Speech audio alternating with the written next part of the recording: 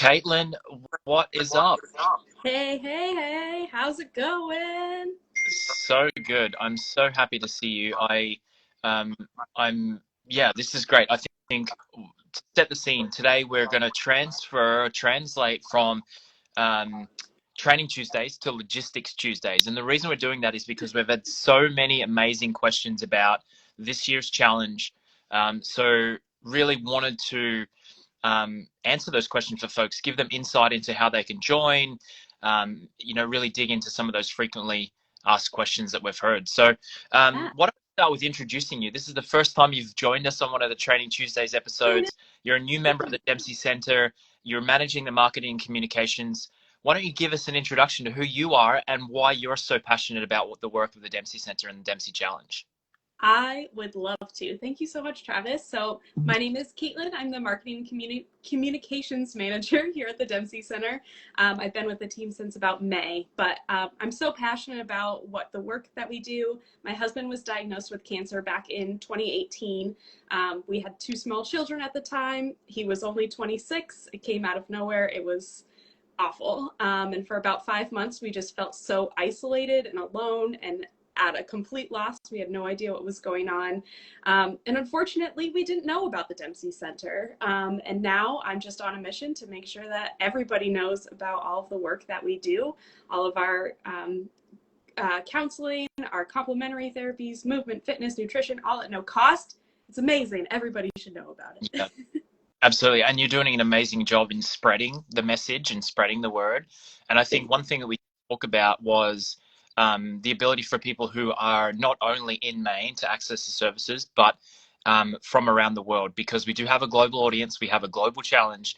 So why don't you tell us a little bit quickly about the Dempsey Connects program and the opportunity for people around the world to access the services provided by the Dempsey Center?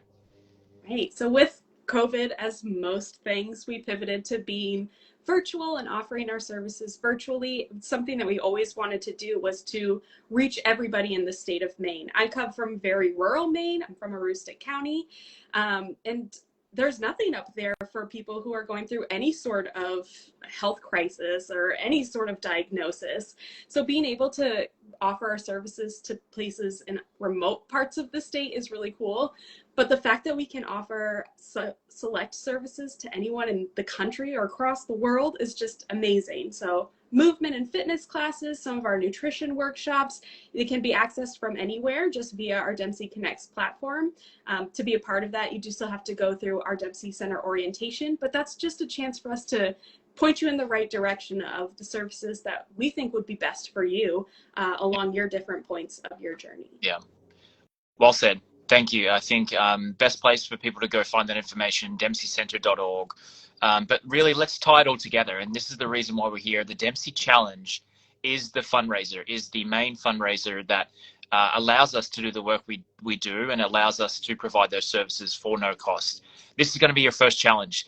I want to ask you straight off the bat, are you training for something yourself? What are you going to be participating in during Challenge Weekend?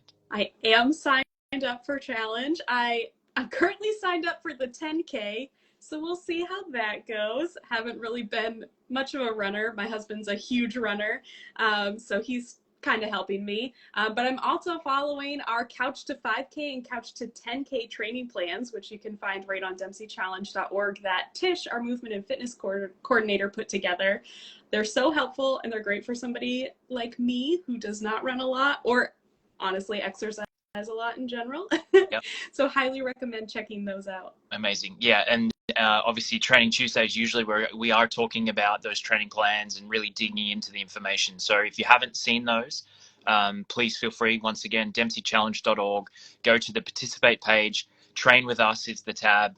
You'll find all those training programs and plans there. So you can join Caitlin on the start line for her 10K. I'll be there with you and we can support each other and we can cheer each other along.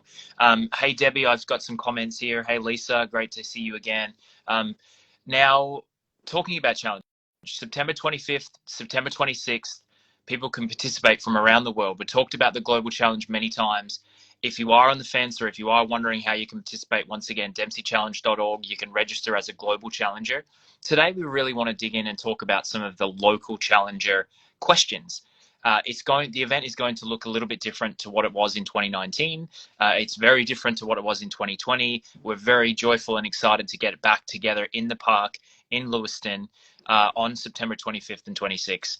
But why don't we start with some of the questions that people have? I'm going to throw them at you. You throw them right back at me, and we'll go. Okay. We'll get down this list, and we'll provide all of the details for people. So, first one: what about masks? What's going to be the requirement with masks?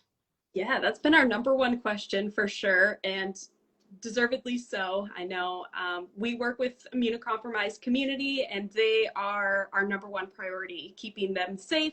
We'll have people in the park who are cancer survivors, or maybe even people who are going through treatment.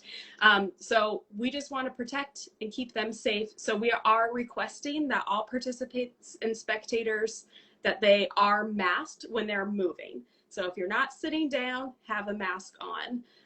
You know, the park, while we may not have all of the things that we've had in the past, there will still be stuff going on. So just make sure if you're moving around, masks are on. And then we're also going to have a ton of hand washing and hand sanitizing stations placed throughout the park. So we'll just request that people do that as often as they can. Yep. And of course, everyone's favorite phrase, social distancing.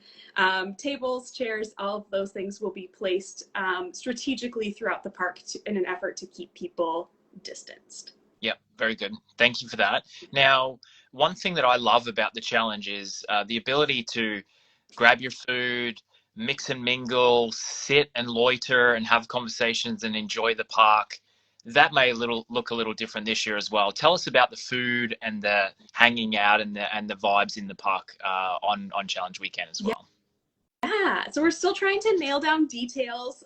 Of course, things have to change a little bit. There's not really going to be a whole lot of grab and go food sort of things. Or sorry, there will be grab and go food, but there won't necessarily be things of waiting in line and ordering.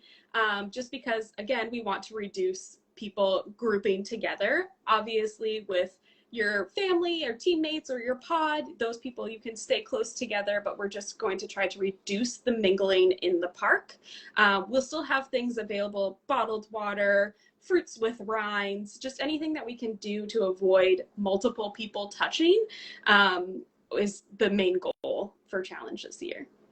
Now, the other one that I know happens quite a lot is people in Maine, they love to spend their summers at the lake house or on the boat or on vacation or elsewhere. And some people make the last minute decision to come and join at Challenge and maybe register on day of or weekend of. That's not going to be possible this year. People need to plan ahead a little more. So why don't you give us some more details about how and when people can register and what the cutoff date for fundraising is for people to join us? Great question. For local, we've always had a fundraising minimum and we'll continue to have that this year. If you haven't heard yet, it's $250. So we are asking people to hit that fundraising minimum by September 23rd. So that's the Thursday before challenge. You have plenty of time to hit that 250.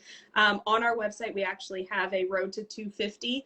The easiest way to make your money in like a week. So I highly recommend going to check that out.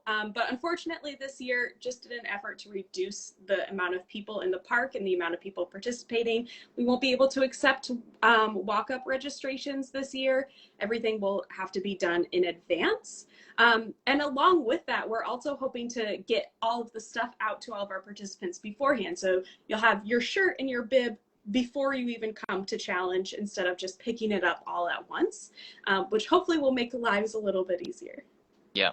Now, the other thing is merch. You mentioned shirts and bibs, which are included in your registration, but I love me some merch. I know that other people love some. What's the merch situation going to look like this year? I know there's an online option, but there's also limited in person and in park options. So yeah, tell us about the merch. Yeah, so we do have a great partner who will be helping us to create an online merch store. So stay tuned. We are busy working to make something happen because I get a lot of questions about that too. And I see you guys in my Instagram messages. So it's coming, I promise. And then park weekend or challenge weekend in the park, we will have a merch tent. Of course, we are going to be limiting the amount of people who are in there at the same time. We're going to have lots of contactless payment options, but there will be merch available, t-shirts, We're working on some cups and different things like that. So it'll be pretty robust. Very cool. And stay tuned for sneak peeks on the website as well and across social for things that will come, I'm assuming. Oh, yes. And I'm just going to give a quick little plug because I'm super excited about this, but there is this year the opportunity to make a custom team t-shirt. So you can get a team logo or a company logo, whatever your team is. You guys can all show up on race day with matching shirts. And it's cool because every payment goes directly back to your team's fundraising efforts to help you reach all of those incentive levels, especially people going for the sea bag like me. Every dollar counts. Counts. Fantastic. That's what a great initiative that is as well. Now, tell me about the start. I love being there, the energy of the crowd. Patrick's on stage. People are interviewing. We've got some great stories being shared. That's going to look a little different this year as well, isn't it? Yeah, so instead of doing the shotgun start or whatever it may be, everybody going out at once, we're going to do it a little bit different, a little more laid back. It'll be an open start time. So let me just pull up my cheat sheet here. So for the 10K run, between 8 and 9, people, they just show up, and whenever they feel ready, if your team is ready, you can just start whenever it feels right. We'll have a little start area, but there won't be as much of a production, again, in an effort to avoid mingling in giant groups all smushed together. But yeah, you could start for your 10K run at 8:55 if you wanted, or you can be there right at 8 and go right at 8. 9:30 to 10:30 on Saturdays, the open start time for the run walkers for the 5K. And then on Sunday for the bike, again, starting at 7:30, we'll have an open start time for an hour and a half. Any mileage, it'll just be clip in and go whenever you feel ready to go. Honestly, for somebody like me, that makes me really happy, so I don't have the pressure of the faster runners running by me. Yep. Well, personally for me, the pressure of showing up on time, because I'm always Yeah. last person, tying my shoes, putting my bib on, trying to get to the front, and everyone's kind of like, get out of the way. So now you can just go at your own leisure. You do your own time at your own pace. Yeah. So that's great for me too. Right. Get some extra water and coffee in before you go. Exactly. Some sleep, extra sleep. Now, tell me about Spectators. Now, that has been a tradition where friends, families, loved ones come and watch people participate. Are we allowing spectators to join us this year in the park? Yeah, so spectators with participants are welcome to join us in the park. Again, we're trying to keep it limited, but we don't have a limit in the park. We're just asking people, if you're there to watch family, you are welcome to come. You can find them on the trail. We're going to have a cool app called Race Joy that our runners will be able to download and families will be able to download, and you can track where they are on the race course, which is really cool. So you can wait in your car, or you can walk around and wait and see when they're coming back to the finish line, and then you can just meander back to the park to watch them cross that finish line. So there will be lots of options and other things to do. And then we'll have seating areas for family units and for pods that you can be grouped together. But again, just trying to minimize the amount of grouping in the park. But yeah, open to family and friends of participants for sure. That's fantastic. It's always great to see all those friends and families and loved ones get together on Challenge Weekend. Now, what else is there? What are the other things that people need to know? What are some of the fundraising initiatives? Because at the end of the day, we want you to participate and we have fun and we bring joy and we bring community together. But really, it's about raising funds. So what are some of the cool, fun initiatives that are coming up as far as fundraising go? Yeah, we've got a lot of cool things. First, I just want to say thank you to everybody who participated in Double the Donation Day last week. We did it a little bit differently. It was last minute, but we're just so grateful for all of the support that we ended up getting. I think on that day, we ended up raising well over $50,000, which was amazing. So we're so grateful for that. And we really hope that we can do another one soon. We're hoping to make some connections with people who want to support the efforts too. And then, of course, if you haven't checked out the incentives, I highly recommend you do. We've got really cool shoelaces and water bottles. We have the sea bags at the $5,000 level. At the $3,000 level, LL Bean donated some wicked good slippers, which Cool. all Mainers know that they are wicked good. They're the best. And then at the $300 level is the Signs of Hope and Healing. That's something that people always look forward to. There's nothing better than on the end of your race, looking over and seeing all the people who are being honored or remembered for their journey or for their cancer journey and their fights. It's just very inspiring. So anybody who hits that $300 level will have the opportunity to make a sign and leave it. But there's also the opportunity to purchase a sign. So you can pay $50 and have the opportunity to bring a sign to show some support for somebody that you love who has fought the cancer battle. Yeah, beautiful. Um, Now, let's talk about more of the Training Tuesdays to come. We are Yeah. going to be bringing Judy back with some of her cooking. We're going to have some strength training options, some stretching. We're going to have some bike safety and injury prevention tips and tricks. What are you most looking forward to over the next few weeks as we bring Training Tuesdays back next Tuesday? Yeah, I'm really excited to see what Judy will be cooking up for us. I love food and anything that has something that can give me some energy and maybe that will make me run faster. I'm really excited about. And I'm also really excited for our new partner to join us on Training Tuesdays. Should we reveal it? We'll reveal it. The grand reveal. Yeah, so Viore Clothing, athletic wear, athleisure wear, they'll be joining us to do some Training Tuesdays, which I'm really excited about. They do a really cool series on their own page that walks you through some strength training exercises. So they'll be doing a little bit with us for that too, which will be really, really cool. Very cool. So that's it. Dempsey Challenge presented by Amgen Oncology, September 25th, 26th. You can join us as a global challenger. And as you heard today, first time we've released this information around what you can expect as a local challenger as well. So very, very exciting to bring people back together in the park on September 25th and 26th. Caitlin, you've done an amazing job. Thank you for joining for Logistics Tuesday, and look forward to seeing you again soon.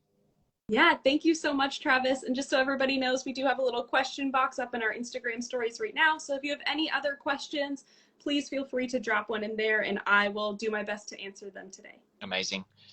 Caitlin, you're a star. Thank you so much, and see you all next week. Thank you. See ya.